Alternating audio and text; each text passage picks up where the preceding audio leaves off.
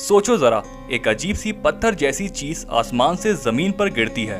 पहले तो बिल्कुल आम मीटियोइड लगती है, लाइफलेस और साइलेंट, लेकिन फिर वो मूवमेंट शो करना शुरू करती है। उसकी सरफेस पर एक काली स्लाइमी सी लेयर फैल जाती है। छोटी छोटी टेंटिकल्स निकलती हैं, जैसे कुछ जिंदा हो। वो चिपकने लगती है, बढ़ने लगती है और धुआं सा छोड़ने लगती है, जैसे जल रही हो।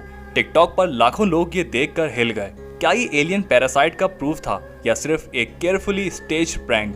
ये वीडियो पनामा के एक टिकटॉकर किन पनामा ने बनाई।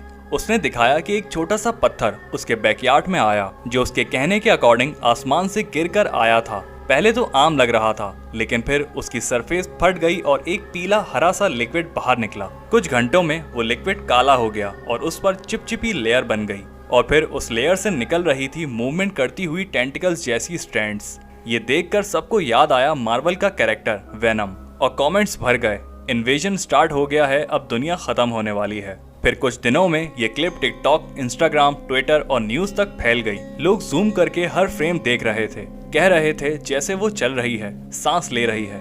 वीडियो सिर्फ एक शॉर्ट क्लिप नहीं रही, ये एक राज बन गई थी। क्या वाकई एक मीटियोइड में एलियन लाइफ छुपी थी, या फिर सिर्फ इंटरनेट की इमेजिनेशन थी?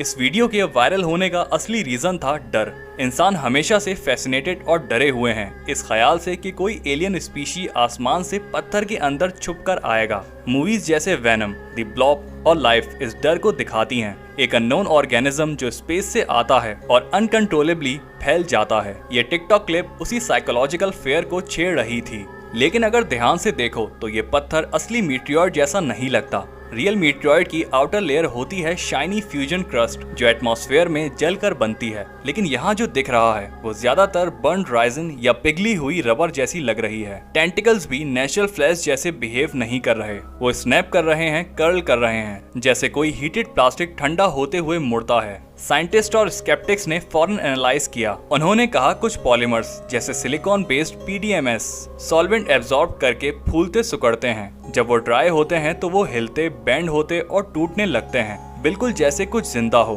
कुछ लोगों ने तो वीडियो में फिशिंग लाइन या वायर भी नोटिस किया, जो ब्लैक मास को मूव करवा रही थी। मतलब ये एक साइंस एक्सपेरिमेंट और पपेटेरियन का कॉम्बो था। क्रिएटर ने क्लेम किया कि इस ऑब्जेक्ट से बर्निंग स्मेल आ रही थी और वो धुआं छोड़ रहा था। लेकिन असल बात यह है, मीटियोर जैसे जमीन पर गिरते हैं तो वो ठंडे हो चुके होते हैं। आप उन्हें हाथ से टच भी कर सकते हो। अगर ये रॉक घंटों बाद भी स्मोक कर रही थी, इसका मतलब किसी ने अंदर कुछ जलने वाला सब्सटेंस रखा था, जैसे राइजन या सल्फर, जो हीट पर रिएक्ट करता है। सब क्लूज होने के बावजूद इंटरनेट इस कहानी को छोड़ नहीं पाया। हेडलाइंस बढ़ गईं, वेनम सिम्बियोट्स पनामा में मिला, या टिकटॉक ने एलियन लाइफ का सबूत दिखाया। NDTV और वाइस जैसे बड़े आउटलेट्स ने भी इसे कवर किया। कुछ ने इसे सीरियस मिस्ट्री बनाया और कुछ ने एंटरटेनमेंट। सच ये था कि शायद ये सब स्टेज था, लेकिन व्यूज और क्लिक्स के लिए सच से ज्यादा मजा कहानी में था।